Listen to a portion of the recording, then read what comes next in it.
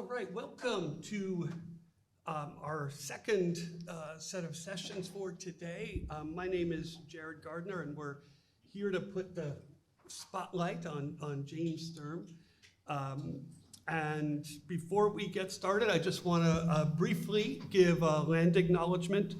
Cartoon Crossroads Columbus acknowledges that the ancient ancestors of the Eastern Woodlands tribes are now referred to as the Adena and Hopewell cultures, inhabited the land we know as Ohio. Their descendants include the living nations of the Shawnee, Miami, Wyandot, Delaware, and Seneca Cayuga. We honor and respect the diverse indigenous peoples connected to this place where we gather. I also want to thank some of our sponsors, including the Greater Columbus Arts Council, the Ohio Arts Council, White Castle, woo, and UBS. I want to just take a minute to kind of introduce James, but I also, of course, we're going to be kind of talking in detail about his work. James is the author of two of my very favorite books in the world, Golem's Mighty Swing and Marketplace, and his more recent book broke my heart, but also helped me process a lot of difficult feelings I had, and a lot of us had after the election of 2016. All of that would be enough to have him here for a spotlight. But in addition, this guy has founded a school. He has run several book series, and been an editor and an entrepreneur in the world of comics, and founder of the field that we now call applied comics, and deeply important to the world of graphic medicine, which has been really important to me. And just somebody who has continued to move comics forward in all kinds of exciting ways. And he's something of a hero of mine, so I'm really glad to have him here and to be able to talk with him. Please join me in welcoming James Sturm. Wow. Thank you. So I apologize for this, but you drew it, so I figure you didn't mind, and I covered up the naughty bits for you there, since this is a cover from an older, I think about 20 years ago, right before you founded the school. Yeah, look at all that hair. Yeah. From the cover of the Comics Journal. I think it was an interview you did with Tom Spurgeon back then, right as you were saying, I'm going to found a school. He was like, really? That sounds crazy. And that chutzpah is part of what I really admire about you. So we'll talk about that as well. So you're a Badger, Big Ten person, came from New York and ended up in Wisconsin. Yeah, and I haven't seen this cover in a while, but I thank you for mentioning Tom too, because I feel like his presence is so. It's always here with us. It's here with us, and so yeah, I'm grateful for that, and thank you for that very nice introduction, and actually, all your efforts and the team's efforts to get me here. No, it's a huge honor for us. I think last time you were out with us in Columbus was about 10 years ago. So it's been a while. But yeah, I am a Badger. You are a Badger. Yeah, I went to University of Wisconsin. And so I, of course, had to dig up some of your college cartooning, because that's one of the great things about the 21st century is we can now go get everybody's school newspapers and see some of your early work. One of the things I know about you and I are the same age, and one of the things I know is that your trajectory and mine followed the same path until, I started taking too much acid, and you became a cartoonist. So those things aren't mutually exclusive, by the way. It's true. That's right. You were a Deadhead back in the day. So I saw my share of Grateful Dead shows, yes. Yeah. So one of the things that we kind of both went through, I think it was kind of true for a lot of folks who were in love with comics, is kind of get to college and suddenly like superhero stuff feels like, okay, done that. And then you discover underground comics, Raw magazine. Yeah. And suddenly you kind of fall back in love with some of the possibilities of comics. That comes clear in some of your newspaper cartooning you were doing for the Daily Cardinal, that style, that kind of interest. Yeah, it makes me think how kind of lucky I was that all the crappy early stuff, not crappy, but my learning, the stuff I was learning to be a cartoonist, I could, draw something, see it in the paper next day, see how the ink sat on a page, see the difference between when newsprint absorbs ink versus when a slicker paper absorbs ink. But today with cartoonists, with everything online, it's like, I guess this is online now too. But look at Jim's journal. That's quite. But this. But you're also there next to Doonesbury, Bloom County, Gary Larson. Like that must have been cool. It was cool, and obviously this is pre-internet, so the Daily Cardinal, it was 5 days a week. Right. That I was a cartoonist 5 days a week, and it was a very popular strip, and I was able to. I actually wanted to get it published as a collection. Somewhere I have a letter from Gary Groth telling me it was discursive, and I was like, yes, and yes. But it was funny at that point, even with the rejections, I realized like, well, I know this is a popular book, so I just self-published and sold so many copies, and there was mugs and T-shirts and all that kind of stuff. Did you self-publish it in Wisconsin or after you moved back to New York? I self-published it when I was living in Wisconsin at a little place called in Benton Harbor, Michigan, actually, and and actually that led. Well, we don't have to go down that rabbit hole, but. So that was it was a really important strip, and I discovered the underground cartoonist from a guy, Victor Rayboy, who was like the great nephew of Mac Rayboy, who did Captain Marvel and Flash Gordon and all those things. He had a box of underground comics that he introduced me to, and that really made me realize like, oh, there's a place for me in cartooning, because it doesn't have to look slick. It could be so many different styles and et cetera. Well, and it was, I think you graduated in '87 like I did, and that was a period where those other possibilities were just suddenly becoming visible, but not necessarily visible to a college kid. I didn't discover until after I graduated some of the stuff that Fantagraphics was doing. It was not until like 88, 89. But so you were really there. To me, one of the first books, we'll get to it in a second. You had to really ferret it out. Like anything that had words and pictures, like you were grabbing to study it. Yeah. Because you didn't know where or how you'd see it again. And there were no, obviously, graphic novel sections in bookstores. No, and even most comic stores didn't have this stuff. And then you go back to New York. You went to School of Visual Arts. Yeah. And then, and you moved around a lot in your younger years, because next thing I know, you're in Seattle, right? By 91. I got an MFA at the School of Visual Arts in New York, and one thing that's kind of interesting with the down and out dog stuff, there was a guy, Tim Keck, who saw that work and said, I could sell a calendar to the frats, and you do like 12 illustrations, for one for each month. And I'll sell it, and we'll split the money. And we did. And then a couple months later, he's like, me and my friend are starting The Onion. Do you want to do some work for The Onion and start doing some work? So you had that entrepreneurial spirit from early on. Well, Tim was I was smoking pot and drawing underground comics at that point, but Tim was one of the founders of The Stranger. So after he moved on from The Onion, he moved to Seattle and invited me out there to work with him on that. And and here are a couple covers. There's Jason Lutz's cover. And got him Vince, forgetting that guy's name. Is it Vincent something? Yeah. It just says Vincent there. He did greeting cards, and I loved his style, but he had this like kind of weird sensibility that we. Yeah, anyway, a little Gary Panther Yeah. color. And I remember in between you had a brief but probably important stint actually being an intern at Raw Magazine. Is that right? So when I was in grad school, I interned for Francoise in art.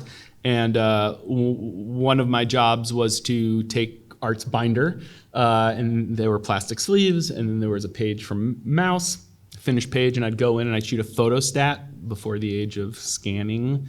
And but underneath that finished page was the previous draft. And underneath that was the previous draft. Wow. So I'd go into that room and just kind of like pull, and just like see how he thought through a page, and just like helped recalibrate like how much work every page was going to be, because like a good comic makes it look like like falling off a log, right? When you read it, it looks very effortless. That there's that great Italian term sprezzatura, the hard work of making something look easy.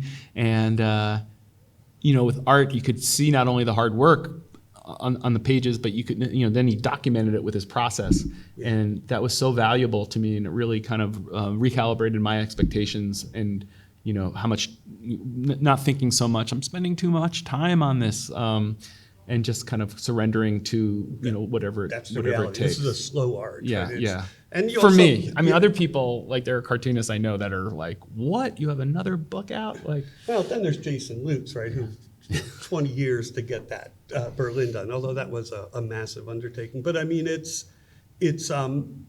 does strike me that's also another place where early on, even before you got to Seattle and started doing The Stranger, you're learning also about publishing, right? Which has been an ongoing kind of interest in yours in terms of the book series you've kind of overseen. yeah, I mean, it was like an opportunity, right? I was Yeah. like in New York, and someone's like, "Do you want to start something?" And he'd already started The Onion, and I was like, "Well, this guy's, I like him, and we Yeah. work well together, so why not?" So it's really just finding the right. Oh my God! There you are. Jeez Louise, there's Dan Savage, and, Yeah. and that's the Fighting Occupy T-shirt for our softball team that I drew, Octopus Spring Inc. Yeah, there's Tim and Dan Savage in the middle, Yeah. Sean Hurley. Oh, and then there I am on the wow. Oh my God. Wow, Nancy Hartunian, who I think produces the Savage Love Yep. podcast now. Yeah, you were you show up at Seattle at a Wow. really crucial time. Not just, you were founded, like, for me, as at that time, I remember The Stranger was like the epitome of hipness. I was like, damn, I wish I was in Seattle. And it's still going. Obviously, they just went to online only during COVID, but Wow. that's a. Where did you find that? I have my sources. Oh my gosh. Yeah, this is a spotlight, man. Yeah, that's amazing. No, I think there's an oral history actually somewhere on the web. I found it of the founding of The Stranger. Yeah, I'll send you the link. And also, everybody was moving out to Seattle in the early 90s, Yeah. and I was just starting to be published by Fantagraphics. So, like, it was fun. Yeah. I was out there for 5 years, and between the cartooning scene and the Stranger scene and the merging of those scenes. Yeah, we were a big part of that yeah. Seattle Yeah. scene. Yeah. Tom used to, when he was first moved to Columbus, I remember he would talk about, like, we want to get something like the Seattle scene. Yeah. And you were a key part of that. For And- a guy who spends a lot of time alone in a studio, it's hard to think of myself as someone who is a key part of any I know, scene, I know. except the comic scene is a drawing bit board of an scene. oxymoron, Yeah, it I is know. a little bit. But it's, and Awkward dinner parties. So and, did you go out because of The Stranger and that chance, or did you go out because of Fantagraphics? It was kind of like a combo platter. Yeah, both things happened at the same time, and I was like, New York is kind of a wonderful city, but I was losing my studio space in Manhattan. That was part of my the program, and I was like, okay, do I want to still live in Astoria, a little isolated? And Seattle was still affordable back then. Oh, yeah, It was at least relatively to New York. Yeah. Oh my gosh, I was just talking about that baseball story.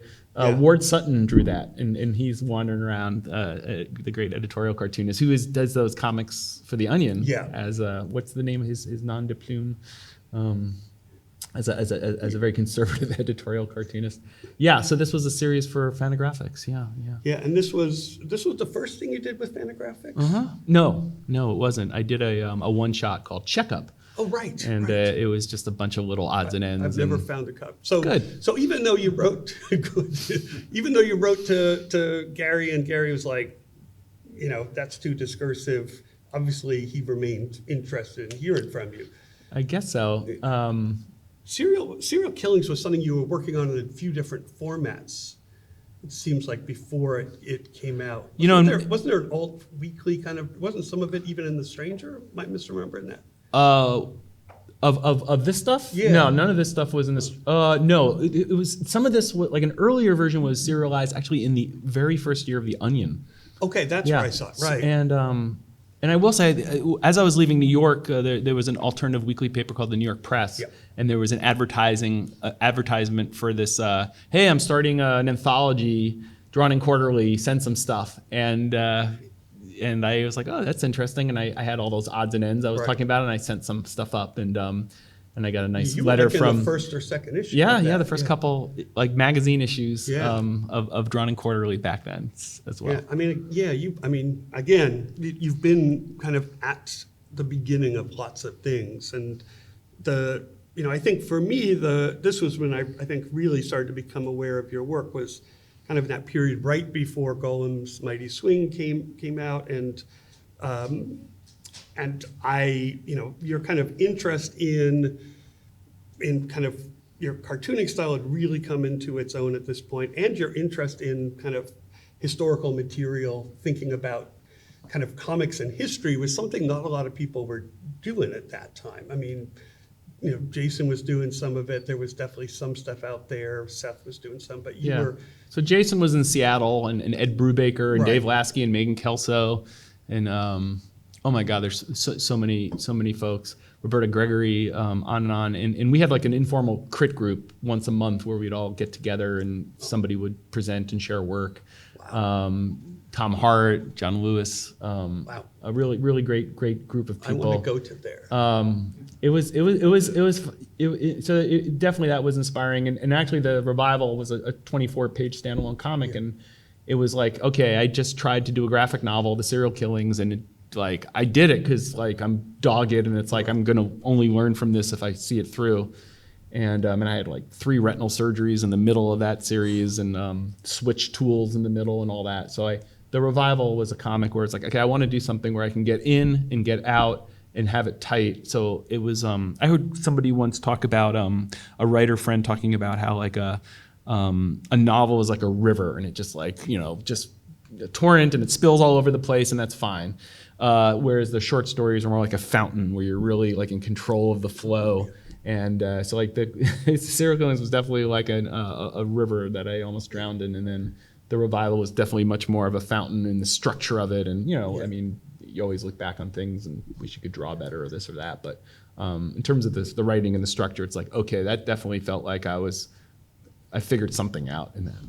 Yeah, and that's, I mean, and it kind of becomes clear, right? Your work you kind of start to separate yourself a little bit from some of the more kind of improvisatory underground kind of, style of writing, the kind of rivers that go in lots of directions. What drew you to history as a kind of in terms of thinking about comics in relationship to history, which of course really comes through in Golem's Mighty Swing? Well, I never had like such a tremendous amount of confidence in my cartooning skills per se, but I thought at the very least I could provide somebody with a window into like a well-researched world, and then I could just then project the themes of the things I was wrestling with or my interests. In the Revival, I was definitely very much thinking about issues around faith, and I had met a healer, which was just inexplicable to me, like a psychic healer that I couldn't make heads or tails out of. And then I was in Seattle, where everybody was going to be a millionaire soon, and the internet was going to bring us together and sing. We're all going to sing Kumbaya. I remember as the that world. utopian moment of the internet. Oh God, so like that's very much reflected in that Revival moment. Yeah. So anyway, it was just a way to like also like get a little bit away from myself, even because I know I was going to bring all that stuff, but it's like too much, But if I could kind of code it, encode it in the historical, So I tried to just create work that was historically plausible. Yeah, and Golem's Mighty Swing I'm a baseball fan. I love baseball history. Yeah. You're a baseball fan. I'm a Met fan.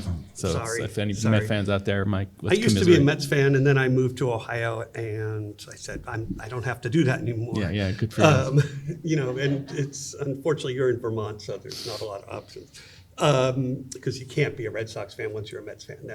No, you can be. They're American League, and you don't like the Yankees, the Red Sox. I mean, it's true. You just can't root for them if they go head to head. Your shared hatred of the Yankees. Yeah. No, I'm fine with the Red Sox. Good for them. And but this project seems like it was like also a real labor of love project for you. Yeah. Like I think all the books that I do with Drawing Quarterly are books that I just kind of make, and then I try to find a publisher for. Like somebody will publish them. Like they're going to be works that I don't generate a contract for first. It's just, they're going to happen. What drew you to this? This is about a kind of barnstorming team that was also a Jewish team. They kind of played up the Jewishness, the kind of lost tribe thing. So there was a bit of even make kind of like Jewish minstrelsy involved in their Yeah. in their marketing. Yeah. So the revival and the Hundreds of Feet Below Daylight, and then this book, like I definitely, after doing the revival and started writing Hundreds of Feet Below Daylight, and I was struggling with that one, and then I had the idea for this book and took tons of notes, and I was almost going to skip the Hundreds of Feet Below Daylight, and I knew if I did that, I wouldn't go back to it. And I started seeing them as kind of like a trilogy, whereas like Revival was about kind of looking up towards salvation, like America being founded by the saints and the sinners, and sometimes both at the same time.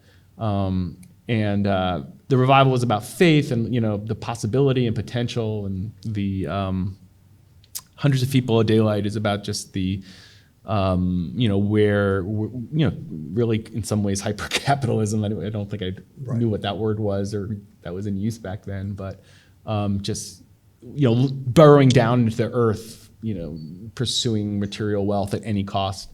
And then this I felt was my mom said, "Oh, you did a book about our Christian revival. You can't do something about Jews."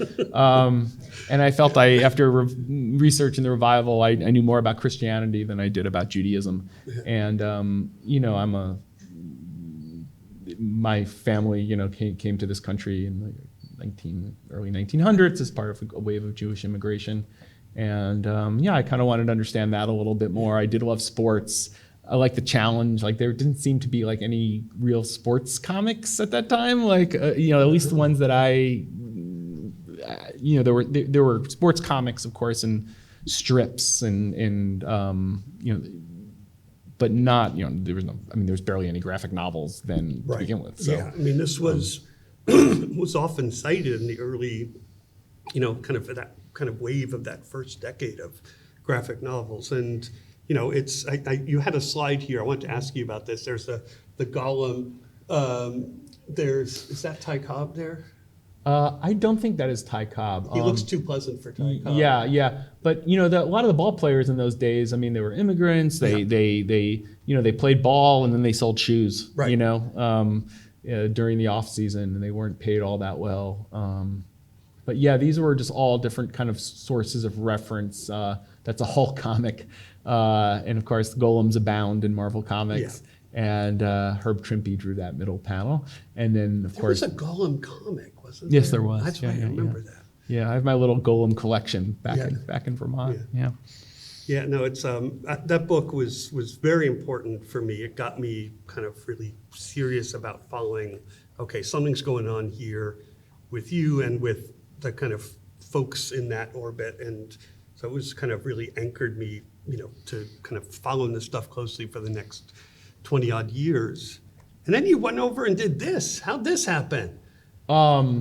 This is one of the coolest. Yeah, so the Golem book came out, and it was doing well, and I was on tour, and I was moving around. And I thought, well, I'm not gonna be able to like really concentrate on a quote unquote serious piece, so I'm gonna I've always thought it would be fun to do a Marvel comic. It was my first love. The first comic book I ever bought was Fantastic Four, and I thought, well, if I'm ever gonna do it, I should do it while the Golem book, it was. I think like Time Magazine named it the book of the, whatever it was, and et cetera, et cetera. And I thought, okay, like I'll approach Marvel, and if not now, never maybe. And I could write it on the road while I was touring and think about it. And they bit. It was like this little window in Marvel where they were kind of open to such a thing.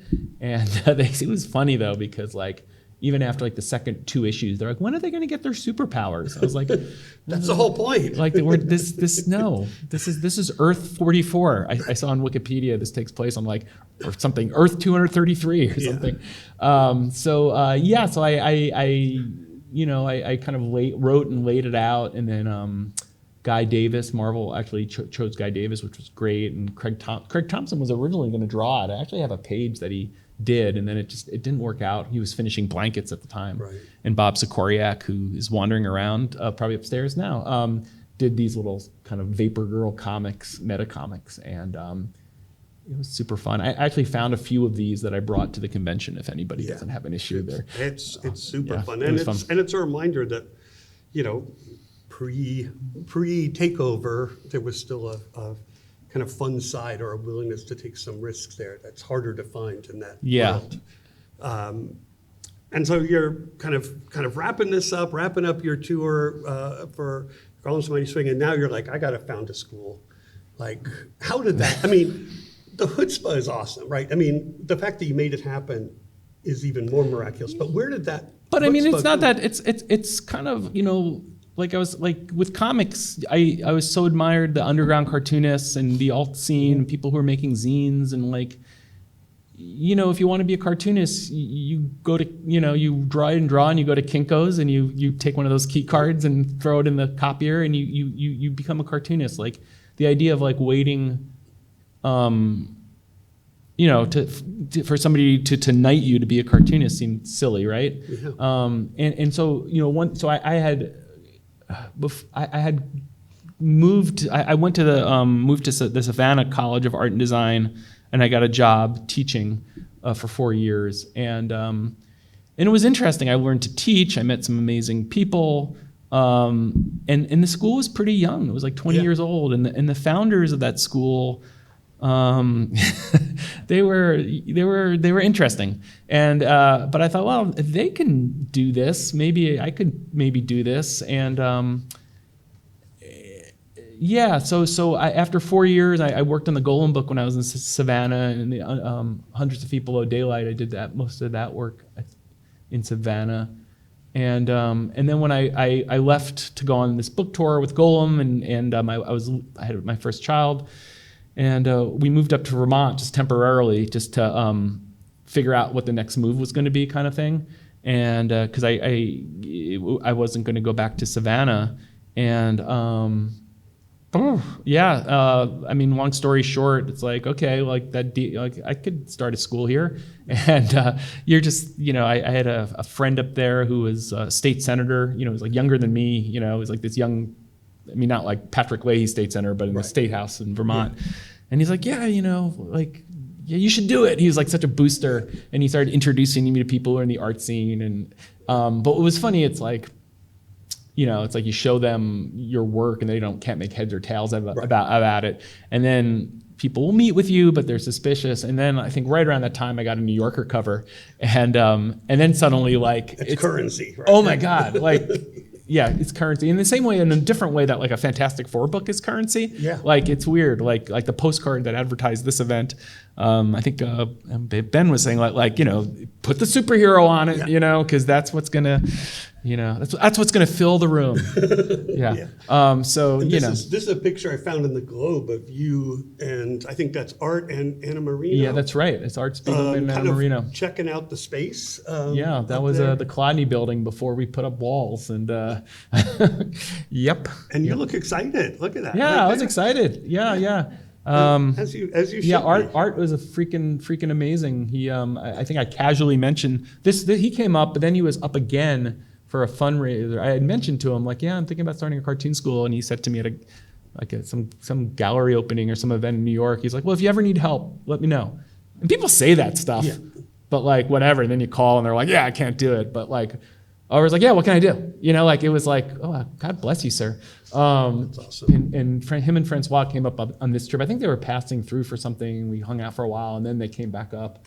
And then early on, this is my friend Seth. And White River Junction is like a page out of Seth's sketchbook, basically. It is, yeah. And when I even first saw White River and thought about doing it, I was like, Seth, you would love this town. So we were doing a presentation to or my friend Matt, the state senator, he was trying to get some money to fix this building up through the state budget because this building was owned by the Vermont Housing Authority. And so he was trying to get some money. So like I was like, Seth, do you want to do a quick little drawing that we can use in this presentation? And Seth was like, you know, he did. And then later on, he came to White River and we worked on a brochure of the school's first brochure together. And I think he did this before he even saw the building or was in White River. But he's been through a few times since then. And what's this space here? So we this is an old post office that was bought have you guys moved during in the there Depression. yet? Yeah. So like the Clodney building, the building you just showed is another block down.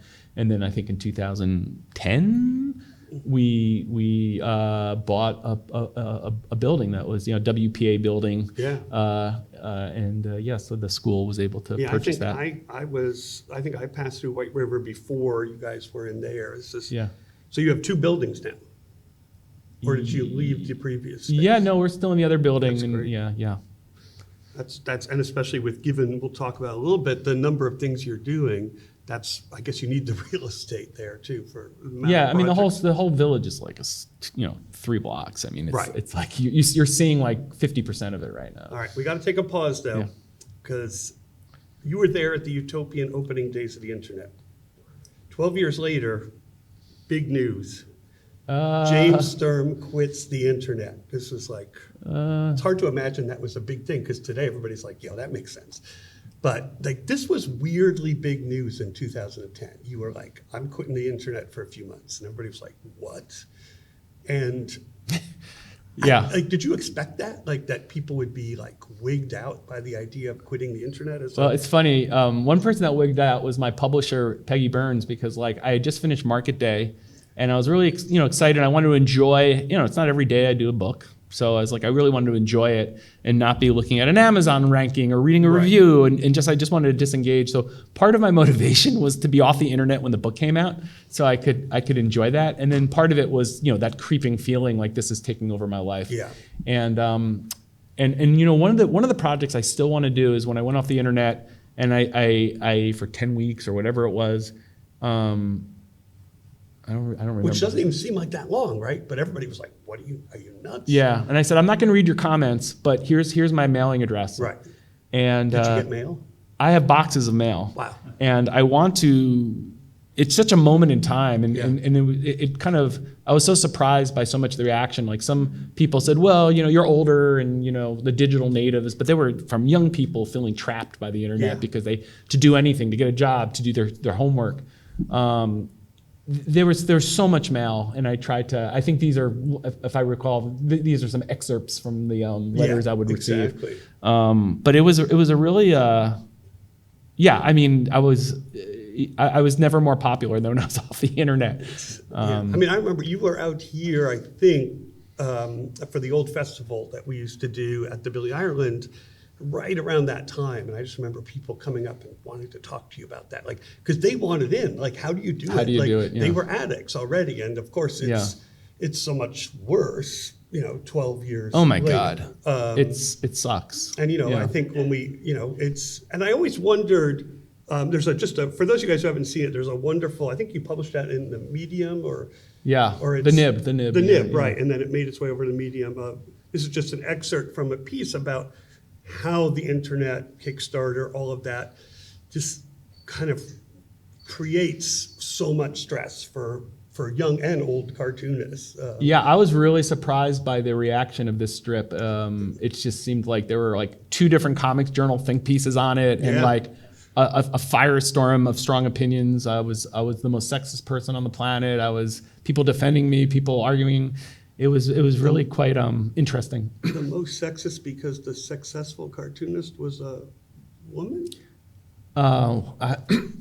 It's 2 dudes complaining about the success of a young woman, and I mean that's what is happening in Right. some senses, but it's But in some sense, that's also part of the commentary as well. Like, right, yeah. like they're They're not exactly being held up as No, dreamboats. and in fact, it's funny because like when I did this comic, I remember I was writing it, and I was in the lab at CCS, Right. and it was like the fall, and I saw a couple of freshmen, and I just started seeing some of their work, and the woman they're talking about in this strip is a fictional character named Tess, and I said to a student, I was like, all right, see you later, Tess, and I walked up the stairs, it was halfway up.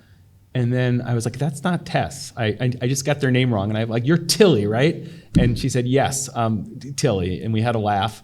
And I was like, wondering if and that I was was- like, I'm going to name this character Tess because Tilly's so talented. Yeah. She's going to be this amazing She is gonna cartoonist. be a rock star. And then Tilly Walden, of course, is like an amazing rock star. But it's kind of uncomfortable. I think any cartoonist, like you put in all this time and effort and work, and you're trying to you see the success of other people, and it makes you question your own stuff, and there's a lot of feelings in it, and it was open, obviously, to a lot of different interpretations, which I thought was Yeah. really cool.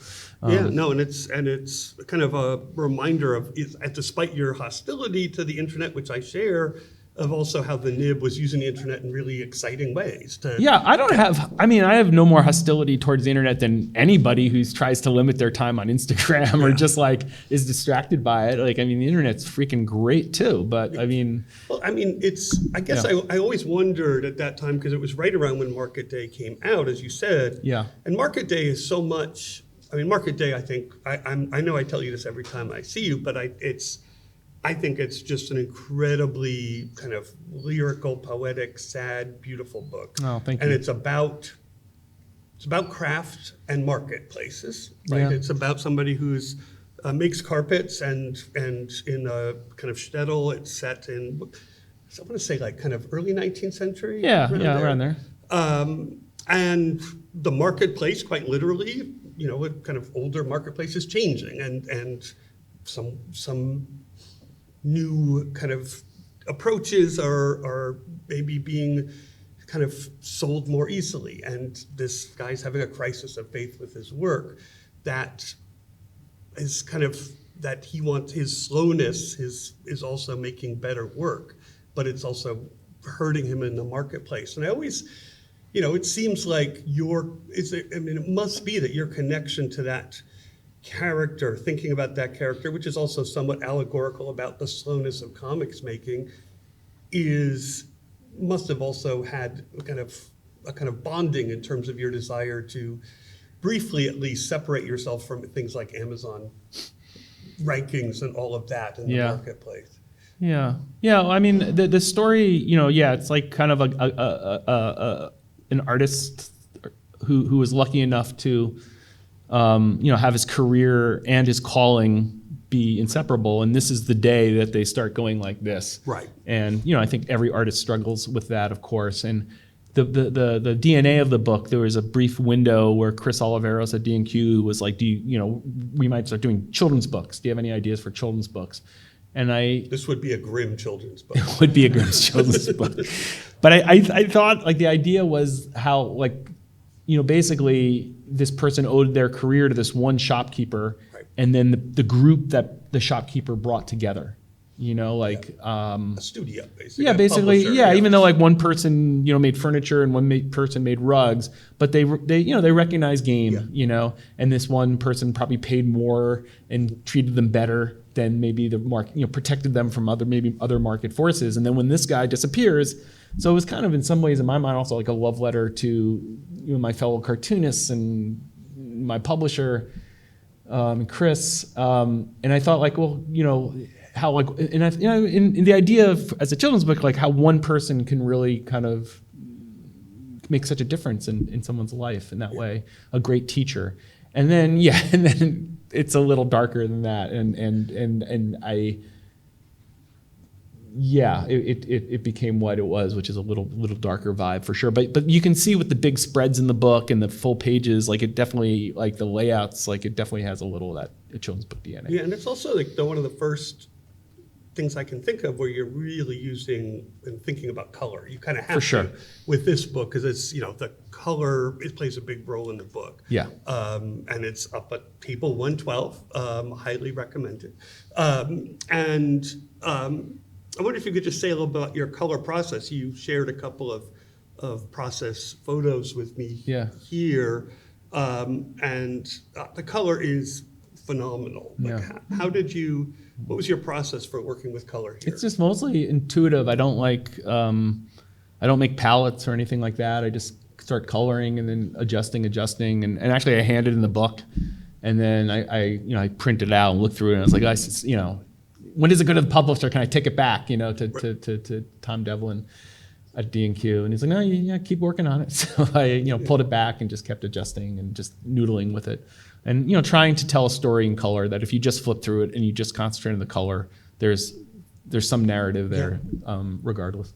Yeah, it is just really, I mean, because it gets dark, but it's also still about the way in which art continues to transform one's life, even when the market maybe disappears, right?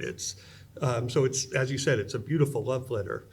And that was, for a while, you kind of take a break from doing your own kind of original, 90s style cartoonist as, writer, artist, inker, colorist, and you kind of start doing more kind of collaborative work, more work that is also kind of making space for some of the younger cartoonists in your world. Yeah, and to be honest, I didn't take a break. I actually worked on like a 300-page graphic novel about that took place at an art and design school, and I actually I didn't publish it. It was one of those things that didn't work out, but. I think part of it was donated to the Billy Ireland. Part of it was I had actually started an art and design school. So like when I was starting this, I was like, when I went to my studio after working so hard trying to get this school off the ground, I didn't want to go back into that world during my studio time, which is went to other places. The lost work. Yeah, it's maybe a retirement project to come back to down there. There's a reason it's not published, Jared. But. Well, I was thinking a lot about, you really do start, sometimes it frustrates me. There's a little bit of a fetish in the world of kind of alternative and indie comics around the auteur. I mean, I think art's, a big part of that, right? And it makes sense for the underground movement that was wanting to distance itself from the kind of factory system. But one of the things I love is that you have been, partly through your generosity with your students and former students, but partly through, I think, some of that kind of impulse you had back in the collaborative days of The Stranger, you start doing kind of book series, both this, of course, that's directed at, I kind of want to say like 10 to 14-year-olds. Yeah, YA-ish. Yeah, YA-ish. And the first one was the Houdini book, which you were actually directly involved with, but CSS serves as kind of a kind of publisher and editor for yeah, this. And there's an Amelia Earhart book that's missing from this little grid that was done by drawn by a very talented Ben Towell as well. If anyone's ever heard of him. Who's that guy? And then this series, which, I mean, from the kids I know in my life, was very popular. Was it as popular as the kids in my life suggested? This is that first book is the biggest selling book I've ever done by far. Yeah. In fact, we're relaunching the series next. The Characters in Action book is going to be twice as big. That first Adventures in Cartooning book, and then Create a World book. And these were kind of like I'm a big Ed Emberley fan, and as we were talking about last night, and. Ed, super inspiration to me as a kid, but like, he takes you so far, right? Here's how you put things together to make things, but then now how do you make them into comics? Right. So we wanted to create like characters like the knight who had like a circle and a triangle that kids could really easily copy. And they're really fun to lay out because you can write them and it's really close to how they're actually going to look. So this whole series is being kind of relaunched next year, which is super fun. It's with First Second, I think. That's Yeah. So great. I was writing copy for back covers a couple nights ago on the road. That's wonderful. And it's I think again that educator part of you. My kids love these books, and it was kind of a book that just. Anybody I knew who loved drawing, I would just give that book to. And it's I kind of describe it as Ed Emberley meets Understanding Comics, like Scott McCloud. I kind of mashed them up together somehow. Well, and I remember when my youngest son was very interested in cartooning, and we looked for books that were really directed at younger folks, and other than How to Draw the Marvel Way, which was back in my time, there wasn't much out there directed at younger folks. So this really did feel I tried to give him. Matt Madden and Jessica Abel's book, and he was like, "What is this? This was right." Well, the Adventures in Cartooning, you could pick that up as like a 4 or 5-year-old. Exactly. Yeah. And then eventually he fell in love with Jessica and Matt's book, but that was many years later. That's.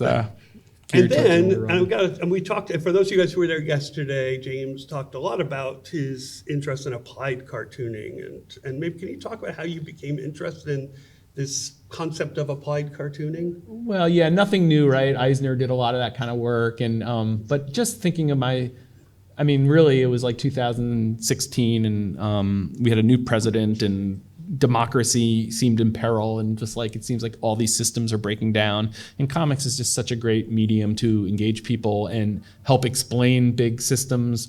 Kind of it gives me a sense of agency creating them, and I wanted to give people reading them some type of, agency by giving them some traction around these big, complicated things. So I started working with brilliant cartoonists, Dan Knott and Carabine. We had a whole team on health and wealth, and Casimir Lee, who did the final work, and Daryl Setchwick, who wrote and drew How We Read. A lot of the folks were alums too, right? Yeah, a lot of them were alum or fellows. Everybody was an alum or a fellow. Yeah. Kevin Zapp, who did the cover. So it's just kind of cartoonist as citizen, as I was talking about yesterday. Yeah. And now an exhibit up, kind of thinking about this in healthcare. Remember, Will Eisner did stuff for the AMA against, socialized medicine. So we don't. I read about that. It was some of his darker work. I don't think he was thrilled by it, but it got him unfortunate. Started. Well, it was his first paying gig for his new company. I'm going to skip ahead. There's some cool stuff, but I want to make sure we have some time for questions. Lots of sketchbooks. Lots of beautiful. Oh my God. Okay. And I mentioned off season. This is a very different work. This is your most personal work in some sense. Less allegorical filters, except for the dogs. And I mean, this is a story about a couple separating, and this was serialized on Slate. And when it first started getting serialized, I had friends throughout the country very concerned about my marriage. And it's like, no, it's fiction. It's fiction. But it is personal. I mean, it's very personal. It gets to the gut of there's elements in it that are really personal, and So, and then other elements that are made up, and that's why, that's what fiction is. And you're using wash, which you've used a little bit, but never in the kind of fundamental way you're using it here.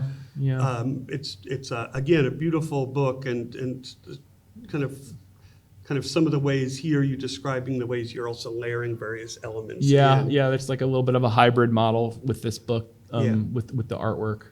Yeah, it's gorgeous, and it's upstairs again. One last thing just to mention, this is your newest project, and a very collaborative project you're doing here. Yes, with Ohio artist Joe Sutphin. So this is an 8.5 by 11 sheet of paper. I pre-print little grids, and this is Watership Down, a beloved book in my family, and I was fortunate enough to get kind of a gig to do the adaptation, and you can see the those are my layouts, and then you could see the artistry that Joe brings to it, and then there's going to be some. And these were I shared with Joe Virginia Lee Burton and Wanda Gog. Yeah, and I'm a big Wanda Gog. I love Wanda Gog. Oh my God, I have a bit of a crush on Wanda Gog. Me I know too. She's been dead for a long time. I have a yes. Okay, we'll bond over that later. Yes.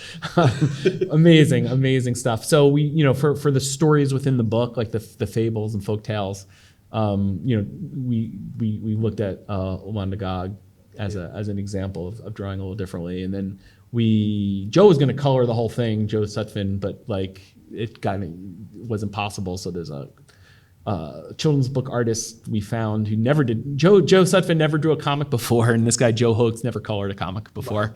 And these no one's ever seen these, so I thought it'd be fun to share these. When's it coming out? October. October. Oh. Yeah. Not like a year. Oh, a year from now. I was going to say fall 2000 next year. Got it. Yeah. It's absolutely gorgeous. Very excited about that. Well, I want to make sure we have questions too, because fortunately, we have two fast-talking New York Jews who can cover a very complicated, busy career here, but I want to make sure we also have time for some questions before we have to give it up. Yes?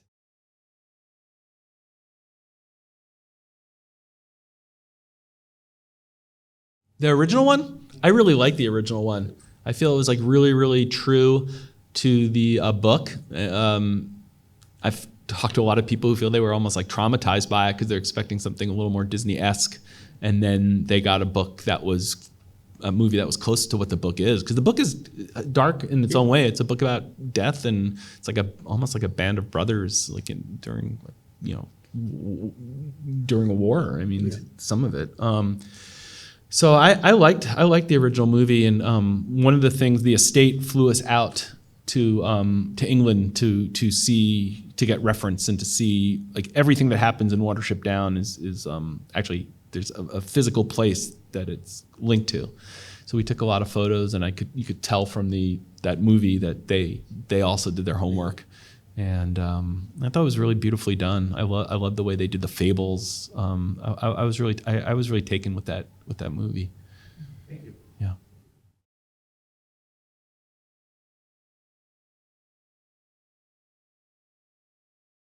I think it's all about voices. I feel like the technique you're going to learn no matter what. Like if you just put in the hours, like however you draw will emerge eventually. Like you get better just from doing it.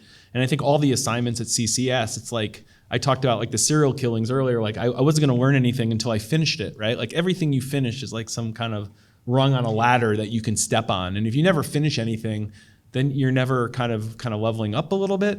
So I very much think that finding your voice, but I think you find that voice by finishing things and then getting a little, and then being able to look at it outside of yourself and then learning from it and then playing what you've learned forward.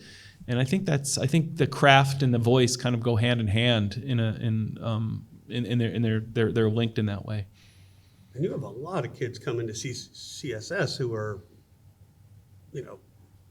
CCS who are very talented technically already. Oh my God. The level, some of those kids are just... Well, this is the thing. I go look at the stuff like the serial killings, and that book was nominated for an Eisner. Like that book couldn't get published today. I don't say that like with false modesty. I just mean like so many more voices, so many more people drawing, so many more people making great comics. And having schools like yours that are more programs. Yeah, like just it's so like the floor has been raised, in the last, since the 90s in a really, really wonderful way. Yeah. Any other questions? Yes. I thought it was interesting your very first comic strip, the college one, had that sort of backup tiny strip along the bottom, which I think of as being a sort of very early newspaper comic trope. Yeah. And Like the neighbors upstairs and Harriman. Yeah. Yes. Yeah, and it seems like a lot of your work is inspired by the history of comics. Yeah. Oh, very much so. Well, in that, what was so great about the doing those comics is that like you could read some like Crazy Cat for the first time and then be like, oh, I'll put this in tomorrow, and I was constantly doing that. Or like I'm really like jealous of this woman I have a crush on's boyfriend. I will make fun of him in the strip, coded, but like and then the next day you put that in there, right? So like that total response to things was really exciting. And I guess obviously with the internet now people can do that instantaneously, but in print that seemed like a real gift to be able to do. But yeah, discovering the undergrounds and the history of comics for sure. And it's funny, like the early days of The Stranger, there was always this 5-inch wide by 3/4 of an inch high, like space where the ads didn't always line up. So there'd just be this blank space that we created like a little strip like that, Gordy, the little scrap of paper. And we had like a whole universe of Gordy and other cartoonists took it over. And that was super fun. But I'm also thinking like I did a toon book with Francoise, Ape and Art, and I just did a kid's book because I just wanted to do it and it came out, but it was the wrong size for toon books. So I was like, oh, what do I do? And there's like a little strip with the characters throughout the whole book. There's some upstairs if anyone wants to take a peek. And it's my favorite part of the book, that little playful part underneath. And that's one of the fun kind of things about early cartooning that I feel like, Art Spiegelman and others have encouraged your generation to bring back, kind of to look at, what is his phrase? The future of cartooning lies in the past. Oh my God, yeah. And I feel like that's definitely part of your work. But it's true, but it's also true that like I have these amazing young cartoonists that like, to me, Crumb was a huge influence and they don't even want to look at someone like Crumb. Yeah. and they're looking at a totally different branch of the comic family tree, which is great, awesome. And which it's is awesome. There are so many branches. Yeah, there are so many grants. So there's like, I think every artist has to create their own family tree and fill that in. But I do think whatever family tree that is, you would benefit by kind of tracing your influences. That's for sure. Absolutely. Well, we should thank James and make room for the next. Thanks, you so everybody. much, James. Thank you so much. That was like really amazing. I felt like an episode of This Is Your Life or something. That's what I wanted to this your life. I was